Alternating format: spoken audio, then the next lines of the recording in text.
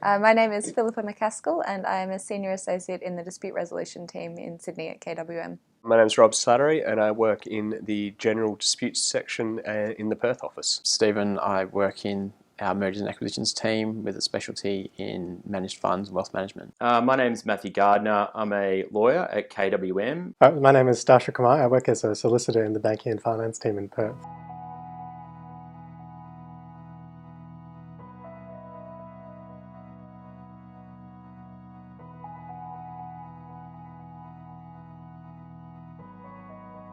I decided to enrol in the course because before this course, knew absolutely nothing about coding, and I thought it sounded like a great opportunity to learn something new and about an area that was completely foreign to me. Partly it's where I work. Kingwood Mallesons is trying to do a lot of stuff differently in the law. It wants to do a marry sort of code with bespoke drafting that law firms have been popular for years and years. They want to see whether or not there's a way to shape the future so that you can bring those two worlds together.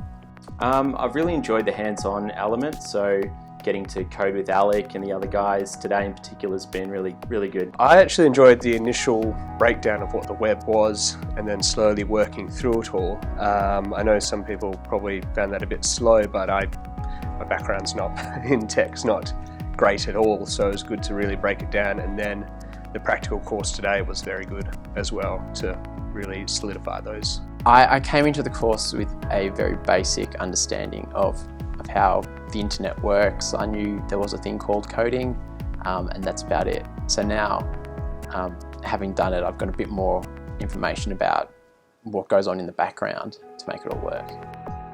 My knowledge was very slim. I had done a case which was all about coding and copyright, where we actually had to review the code from a copyright perspective to determine whether or not there'd been infringement, but actually understanding what's sat behind that and how it operates and getting past and becomes something on the net, I hadn't understood that at all. A friend of mine in Germany who got me into this kind of area, and he's had to deal with some lawyers from an app he developed, and he said the most useful lawyer wasn't the one who was from the biggest firm, but was the one who actually did coding as part of his hobbies and whatnot. And it's actually quite nice at the end of the day, even with the calculator that we made today, to have something actually kind of more physical and tangible than just a letter that you've produced, So I definitely think I'll be taking it up to try and build something, I found that Slack has been a really useful way for us to communicate with one another while the live sessions have been running. And Alec has been following what's going on Slack and could respond that way, so it's a really good way to communicate with the lecturer. In fact, my first class I did from up in Cairns, so I've got a photograph of me with the Corona sitting out on the balcony up in Cairns doing a coding class on my laptop with a Wi-Fi hotspot of my mobile phone, so that was pretty cool. I'd definitely give it a crack. Extremely useful. And if I think you'd be missing out if they didn't enrol in it.